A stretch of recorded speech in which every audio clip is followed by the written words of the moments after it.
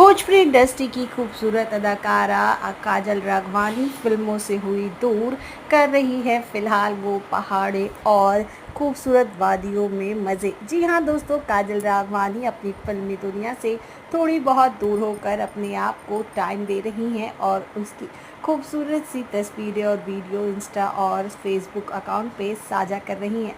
आपको बता दें, इस समय पर काजल राघवानी प्रतापगढ़ी से वाराणसी, वाराणसी से पुणे, पुणे से मुंबई और मुंबई से फिर प्रतापगढ़ कर घूम रही हैं और इसकी जानकारी उन्होंने खुद अपने फेसबुक अकाउंट से साझा की है। साथ में उनके साथ मौजूद हैं उनके दोस्त, उनके भाई, उनके सब कुछ। और फिलहाल काजल राघवानी काफ़ी अपने आप को टाइम देते हुए खुश नज़र आ रही हैं।